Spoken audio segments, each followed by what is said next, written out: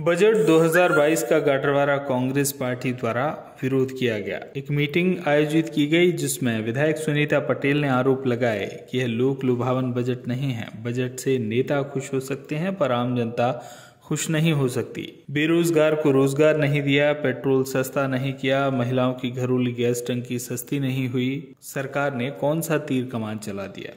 उन्होंने कहा इस बजट का हम सब कांग्रेसी विरोध करते हैं। वहीं भारतीय जनता पार्टी के मध्य प्रदेश कार्यकारिणी सदस्य मिनेंद्र डागा ने बजट को विकास उन्मुखी बताया। उन्होंने कहा कि बजट में रोजगार के अवसर दिए गए हैं। प्रधानमंत्री की ये सोच थी कि देश की जनता पर कोई अतिरिक्त बोझ न पड़े। 60 लाख नौकरियों का प्रावधान रखा गया है और 4 से ट्रेनें चलाने का प्रावधान इस बजट में रखा गया है। ने जो अपना 22-23 का 22-23 का बजट प्रस्तुत किया है, ये बजट विकास उन्मुखी बजट है और आने वाले समय में रोजगार के अवसर को खोलने वाला बजट है।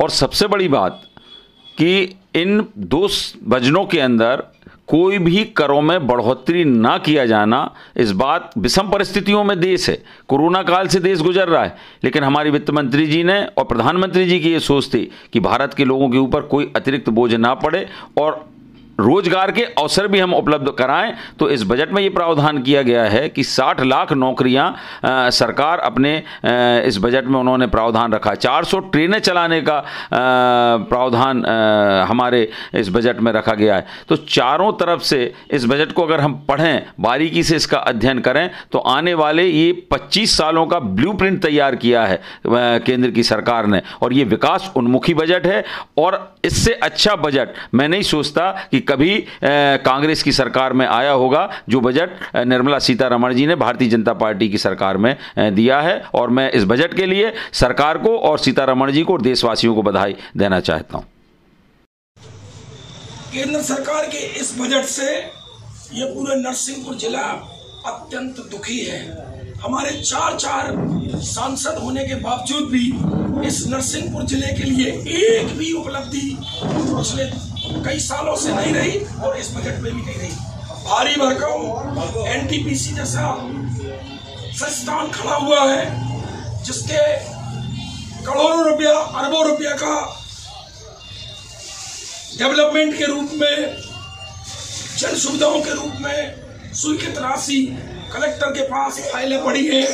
स्थानीय जनप्रतिनिधियों के द्वारा, माननीय सुनीता पटेल जी के द्वारा, माननीय संजू शर्मा जी के द्वारा, माननीय एनपी प्रजापति के द्वारा कई प्रपोजल पड़े हुए हैं, परंतु भारतीय जनता पार्टी के ये 4 सांसद नरसिंहपुर जिले के जो अपने आप को इस जिले की मिल्कियत के मालिक समझ रहे हैं और एक भी एनटीपीसी से 1 रुपये भी इन कांग्रेसी विधायकों के लिए खर्च करने के लिए वादित कर रहे हैं। हम इस बजट का विरोध करते हैं। आज मीटिंग जो की गई है, ये बजट के विरोध में ही हम लोग कांग्रेसियों ने मीटिंग की है। और आने वाले समय में अगर भारत सरकार के उपक्रम में एनटीपीसी ने हमारे जनप्रतिनिधि नेताओं की जन लोक लुभावन सुविधाओं के लिए अगर कोई राशि आवंटित नहीं की, 8 तारीख को नरसिंहपुर में हम लोग उपस्थित हो रहे हैं, उस समय आपसे फिर चर्चा करेंगे। बजट है यह पूरे नरसिंहपुर जिले को, इसमें किसी प्रकार की कोई रियायत नहीं दी। पूरे मध्य प्रदेश में उठा के दे के प्रदेश स्तर के लिए भी कोई इस प्रकार की रियायत नहीं है। यह रियायत आप देखें, 25,000 करोड़ रुपया की कटौती इन्होंने मनरेगा में की, जो गरीबों के लिए साधन मिलता था, रोजगार का अवसर था, वह रोजगार का अवसर इन्होंने छोड़ दिया। 80,000 की कटौती उन्होंने खाद्य में कटौती की है, जिसके कारण किसानों के लिए जो बात कर रहे थे कि किसानों के लिए एमएसपी और जो रियायत देने की बात थी, वह भी किसान विरोधी समझ में आ रहा। उर्वरा शक्ति में इन्होंने 35,000 करोड़ रुपया की जिसके कारण खाद बहुत महंगी होगी।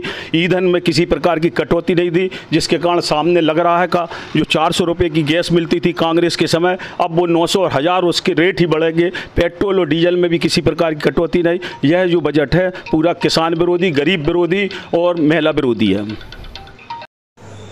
आज जो बजट पेश हुआ है, हम पूरा कांग्रेस परिवार इकट्ठा होकर उसका विरोध करते हैं कि ये लोक लुभावन जो बजट दिया है उसमें जनता खुश नहीं है। इसमें नेता खुश हो सकते हैं, लेकिन आम पब्लिक के लिए इसमें क्या मिला है? क्या पेट्रोल सस्ता किया है, कि बेरोजगारों को रोजगार दिया, कि महिलाओं को जो आज 1000 की गैस मिल रही है उसको सस्ता किया है?